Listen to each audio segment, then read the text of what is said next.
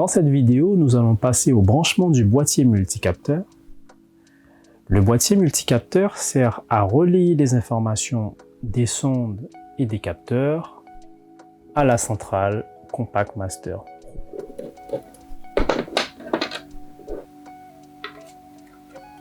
Dans le boîtier multicapteur, on a la possibilité de brancher plusieurs sondes et plusieurs capteurs. Nous allons commencer par le flow switch qui se branche sur le connecteur débit ici.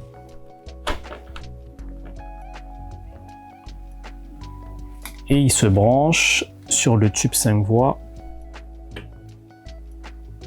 ici. Il est important de suivre le sens de l'eau indiqué sur le capteur. Ensuite, on branche la sonde redox. On se branche ici. La sonde redox qui se branche sur son porte-sonde. Ensuite, on branche le connecteur de la sonde pH.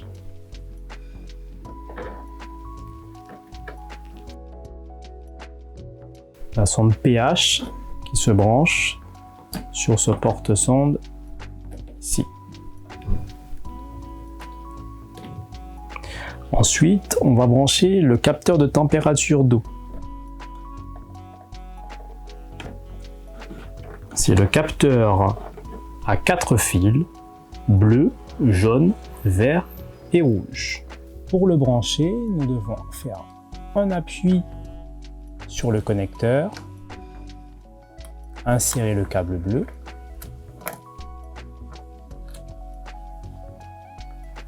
un appui sur le connecteur, le jaune,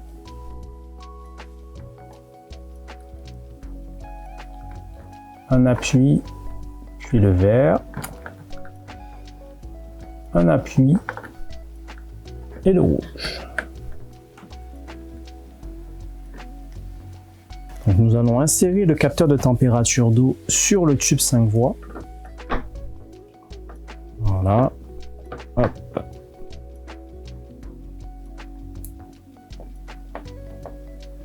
Le capteur de température d'eau se branche ici et s'insère ici.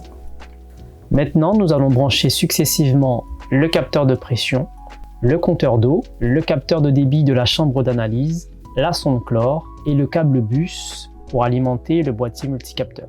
Récapitulatif du branchement des différents capteurs du boîtier multicapteur. Capteur de température d'eau, capteur de pression, compteur d'eau, capteur de débit de la chambre d'analyse, sonde ampérométrique, alim coffret. Ce câble-là va alimenter le boîtier multicapteur et véhiculer les informations des différents capteurs qui sont branchés dessus. Nous allons voir de suite où est-ce qu'il se branche sur la carte mère. Donc voici le câble de liaison et d'alimentation du boîtier multicapteur. Ce câble-là se branche sur la carte mère à l'emplacement sonde.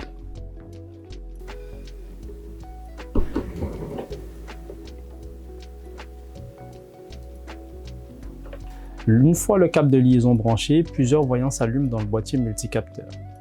Le capteur température d'eau s'allume pour montrer que le voyant est bien branché. Idem pour le capteur de pression. Le compteur de débit s'allume à chaque impulsion.